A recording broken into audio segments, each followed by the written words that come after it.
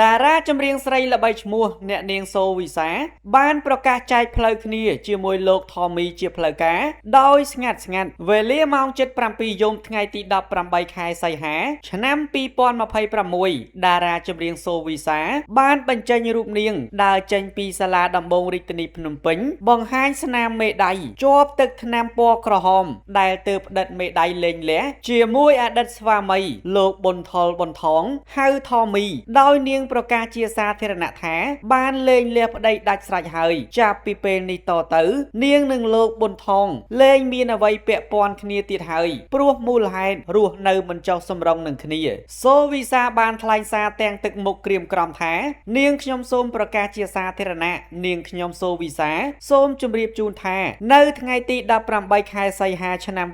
2026 នេះនាងខ្ញុំនិងអតីតស្វាមីលោកប៊ុនថុលប៊ុនថងហៅថមីបានសម្រេចលេងលះគ្នាជាស្ថាពរតាមការព្រមព្រៀងតាមផ្លូវច្បាប់នៅសាលាដំបងរាជធានីភ្នំពេញចាប់ពីថ្ងៃនេះតទៅយើងទាំងពីរនាក់មិនមានទំនាក់ទំនងក្នុងនាមជាប្តីប្រពន្ធតទៅទៀតឡើយមូលហេតុរស់នៅមិនចុះសម្រុងនឹងគ្នាហើយយើងសម្រេចដើរតាមផ្លូវរៀងខ្លួនដោយសន្តិភាពដោយការគោរពនិងមិនមានការចងគំនុំនឹងគ្នាទេនាងខ្ញុំសង្ឃឹមថាបងប្អូនមេត្តាគោរពតាមការសម្រេចចិត្តរបស់យើងនិងសូមអរគុណចំពោះការស្រឡាញ់និងគាំទ្រកន្លងមកក៏សូមគោរពអរគុណដល់បងប្រុសមេធាវីអាងសុវណ្ណរាដែលបានជួយសម្របសម្រួលរឿងក្តីនាងខ្ញុំបញ្ចប់ដោយសន្តិវិធីដោយក្តីគោរពពីនាងខ្ញុំសូវីសាចំណែកលោកថមីបានថ្លែងសារនៅថ្ងៃតែមួយអមដោយកូនប្រុសស្រីទាំងពីរដោយគ្មានសូវីសានៅក្បែរនោះថាក្តីស្រឡាញ់មិនអាចប្រែនិងគ្មានអ្វីកាត់ថ្លៃបាន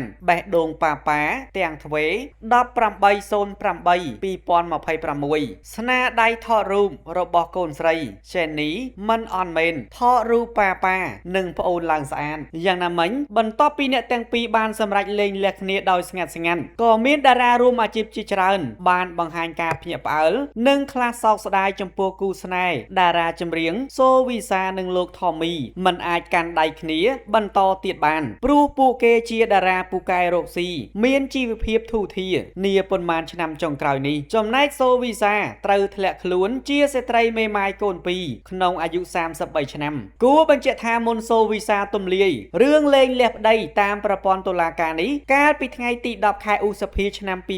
2026 តារាចម្រៀងសូវីសាបានចេញសារគួរឲ្យភ្ញាក់ផ្អើលថាខែថ្មីនេះខ្ញុំកំពុងតែត្រៀមខ្លួនក្លាយជាមេម៉ាយហើយព្រោះហត់នឿយនឹងជីវិតមានប្តីដូចអត់ប្តីណាស់ចំណែកប្តីនាងពេលនោះតបសារទៅប្រពន្ធថាតាមផ្លូវទៅរកផ្លូវព្រះធម៌ទៅស្ងប់ចិនសូមជួយណែនាំកន្លែងវិបស្សនាមកកាន់ខ្ញុំមួយបងប្អូនប៉ុន្មានថ្ងៃនៅថ្ងៃទី 11 ខែឧសភាវីសាបានចេញមកបញ្ជាក់ថានាងនិងប្តីមិនបានលេងលះគ្នាទេហើយនាងបានសុំទោសជាសាធារណៈដល់មហាជនទៀតផងសូវីសាថាក្រោយនាងចេញសារត្រៀមខ្លួនក្លាយជាស្ត្រីមេម៉ាយនោះមកក្រុមគ្រួសារទាំងសងខាងបានព្យាយាមសម្រុះសម្រួលផ្សះផ្សាគ្នាវិញទើបនាងព្រមតាមឪពុកម្ដាយប៉ុន្តែគួរឲ្យសោកស្ដាយវីសានិងថមីរស់នៅផ្អែមល្ហែមជាមួយគ្នាបានតែជាង 2 ខែប៉ុណ្ណោះក្រោយផ្សះផ្សានៅទីបំផុតពួកគេសម្រេចដឹកដៃគ្នាលេងលះតាមផ្លូវច្បាប់សូមរំលឹកថាសូវីសា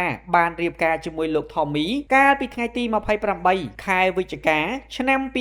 2019 ដែលចំណងស្នេហាជិត 7 ឆ្នាំពួកគេទទួលបានចំណងដៃកូន 2 នាក់កូនស្រីទី 1 ឈ្មោះថងសាម៉ូលីណាហៅចេនីអាយុជាង 5 ឆ្នាំកូនប្រុសទី 2 ឈ្មោះថងសាដារ៉ាពិសិនហៅចនីអាយុជាង 1 ឆ្នាំកាលពីចុងឆ្នាំ 2019 នាងតែងតែនិយាយថាខ្លួនជានារីមានសំណាងបំផុតលើលោកព្រោះប្តីថ្នាក់ថ្នមនាងដូចព្រះនាងខណៈលោកថមីប្រកាសថាស្រឡាញ់ប្រពន្ធកូនអស់មួយជីវិតប៉ុន្តែអ្វីពិតជាមិនទៀងមែនពេលនេះពួកគេបែរជាសម្រេចចិត្តលេងលះគ្នាដាច់ភឹងតែម្ដងក្រោមហេតុផលរស់នៅមិនចោះសម្រុងនឹងគ្នា